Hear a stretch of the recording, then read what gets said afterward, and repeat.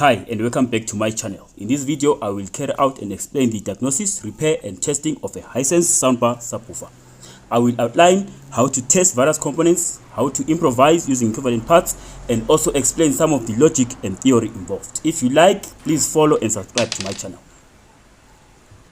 Hi and welcome back to my channel, guys. Thanks for liking, following and sharing my channel. So today we received this package via courier. It's a Hisense subwoofer. So the owner said the problem is with the woofer. There was a loose screw which fell in and it touched a few other.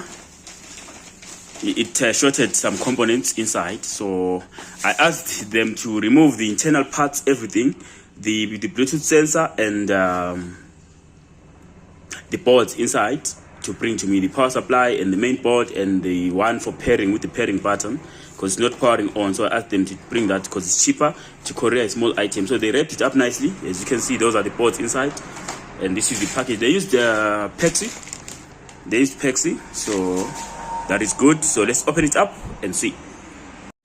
Okay, so this is the package. So they did exactly as I told them. They brought everything, so it's got the power supply and the main board are integrated into one. So they say there was a loose screw which fell in. You see these bent resistors there. It shorted out something in here. So I've done some research already before they brought it, because I've fixed several of these Hisense subwoofers. So I know that this is an OP5269 PWM IC. And I know that that's a MOSFET, and these are resistors, low value resistors, but I'm still here to confirm. It's not like all of them look bent, but these two. So I'm gonna just have a look, test a few components, test the fuse. It's got a line fuse there. So the power goes in through here, it goes to the rectifier bridge, to the big cap there, and then you've got the PWM IC, which is controlling this MOSFET, which is driving this transformer for the outputs out there on the other side. So that's how this thing is, basically that's how it is. So we're gonna just test a few things before we do anything.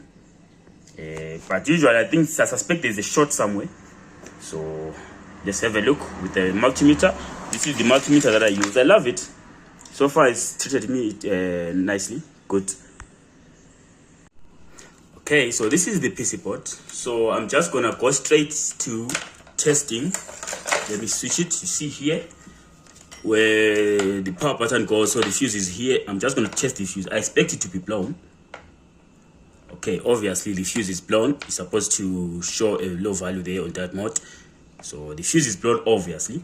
So after doing that, I'm gonna just move on. Obviously something is short, something big. So I'm gonna move on to test the MOSFET. This is a MOSFET driving this transformer.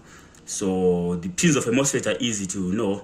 It's gate, drain, source. First pin is gate, second pin is drain, then the last pin is source. So between drain and source, usually that's where the short occurs. There is the short. See that MOSFET there? There is a dead short there. And then to the gate, there is also a short. So it shorted to the gate and the drain and the MOSFET all together.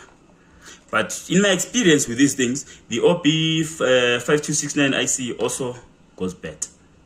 But what we're gonna do is now we're gonna remove the MOSFET first, and then we're gonna go on to test a few things. But on the IC, the easiest thing to test is for shorts around these capacitors surrounding it, and this one which provides power to this IC. You should get a short on this capacitor, because that's where the VCC voltage for this IC comes from. So the other thing that you can test, usually it's a short, a permanent side fault. So we can also test the bridge, the rectifier bridge there. So these are the pins of the rectifier. You shouldn't get a short. Usually it does fetch short. So if I do this, okay, so there's no short there. The input is not short. The output is not short. And then there is no short.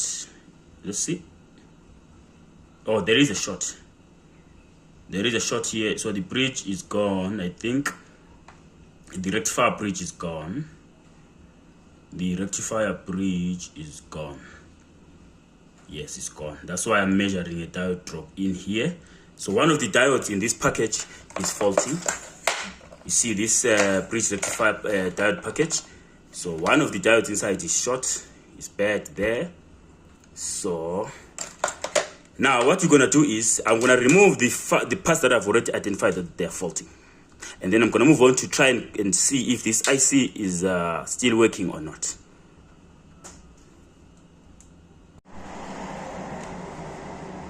Okay, so now I'm just removing the MOSFET. I've already removed some of the pins of the MOSFET, so I'm just gonna remove this MOSFET out of the board. So there goes the MOSFET. Right, so the MOSFET is out. The bridge I already removed. So these are the two components that I've removed so far, the faulty ones. So let's just test them out of circuit to confirm. The bridge rectifier, let me switch on my meter. There goes the meter. I'll leave it on buzzer mode so that you can listen to the bars.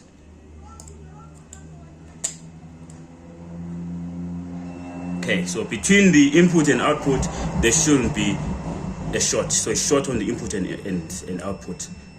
Then on the MOSFET, the source and gate is short all together with the drain. So they're both faulty. So let's move on to the next step. Okay, so it seems I'm in luck because I had ordered several of these OP5269 IC. So I still have got 2 left. So for the IC, I've got a replacement. For the bridge rectifier, this won't be a problem. I think I've got one lying around somewhere, or I'm gonna get from a donor board. And then the MOSFET, that's what I'm struggling with, to find an equivalent, because this MOSFET is it's a 15 amp 700 volt MOSFET. So I'm struggling to find, because most MOSFETs that I have, they stop at 12 amps. So I don't want to go lower, rather find a bigger one. So that's the number. It's an ME70T260D.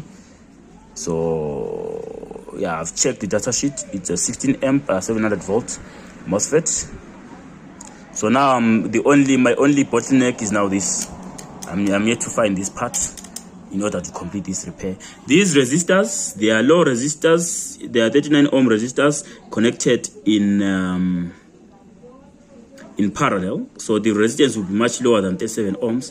I'm gonna do a calculation, well, for education's sake, for those that still don't know how to calculate this, but because it's always good to know the theory, so that when you apply it knowingly. So these resistors, they are all in parallel. Connecting to, I think they're connecting to the source of this MOSFET. They're in parallel. So I've done a simple calculation here. They're all 39 ohm resistors. So this is how you calculate, because I think I'm not going to find all of these resistors, but I'm going to try and find a single resistor with the correct wattage that I'm going to put to represent all of these resistors. So I've done a calculation here. So this is the calculation for these resistors. I've already done it. So this is the formula for it. R total is equal to R1 plus R2 plus R3 plus R4. In this case, because there are 4 resistors. So this is the formula. 1 over RT equals to 1 over R1 plus 1 over R2 plus 1 over R3 plus 1 over R4 for resistors in parallel. So substituting values, 1 over RT is equal to 1 over 39 plus 1 over 39 plus 1 over 39 plus 1 over 39. Which leads to 1 over RT equals to 4 over 39. So if you invert to make RT the subject, not 1 over RT. So invert RT. What if invert on the right, invert on the left? So invert, you get RT equals to 39 over 4, which leads to 9 3/4 ohms. So the single resistor that you need should be close to this value. 9.75 ohms. 9.75 ohms. Should be close to this value, 9.75 ohms. Could be 8, could be 9, 10, 11, thereabouts. I think it's going to work. It shouldn't be too far off the mark. Okay, so now we're going to look for that resistor. We're going to substitute everything. And then after that, we will see where we are. So now, if you can remember, I had said that these resistors, these 4 band resistors here, I'm gonna replace with one resistor that's gonna represent all of them. But I didn't find one resistor.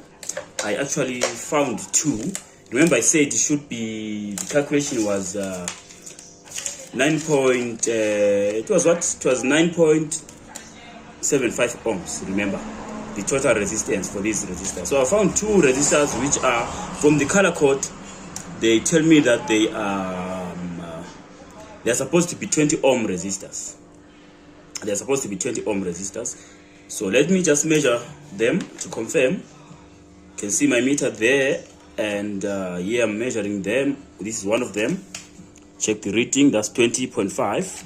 And then this is the other one, which will bring me also to that 20.5. So by calculation, 20.5 plus 10.5, that's 41. It's because they are in parallel and they are equal, so that means there'll be half of that. I expect to get roughly 10 ohms, 10.25 from the calculation, 10.25 ohms. Okay, so let me put them in and measure after I've already put them. And for the MOSFET, I couldn't find this package, this surface mount package. It's a 20263 package.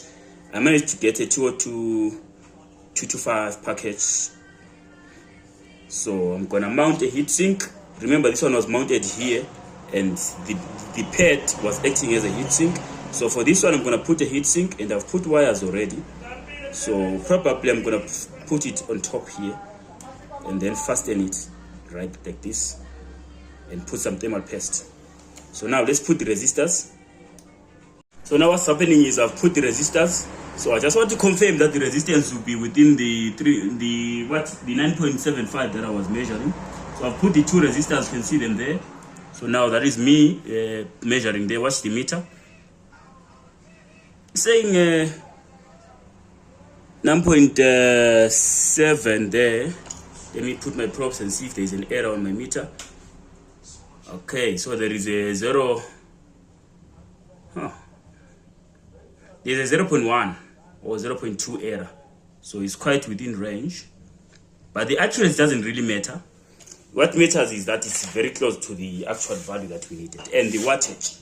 You must note the wattage of the resistors that you're replacing with. Wow, I had almost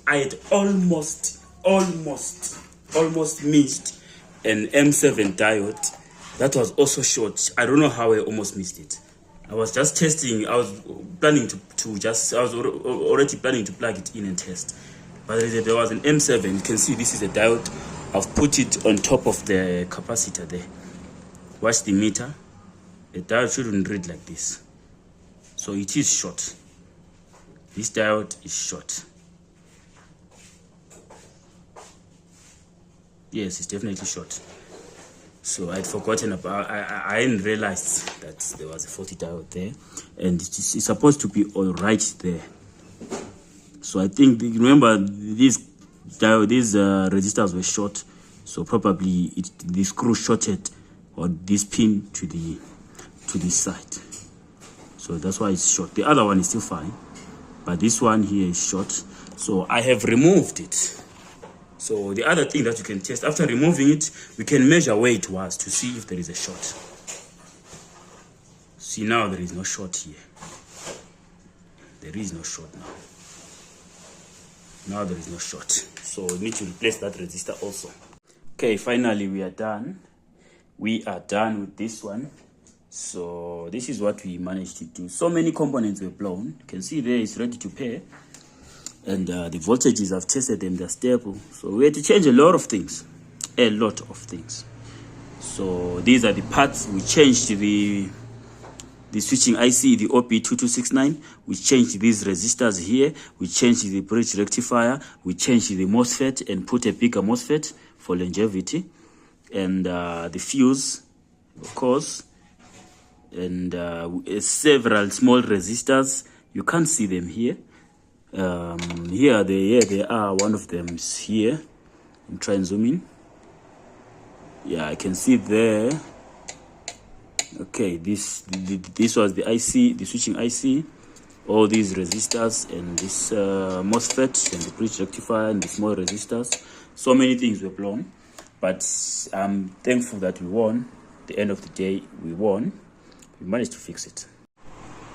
Okay, so this is it. This is the final job. It's gonna look like this. I think it's gonna be fine. It's gonna be fine.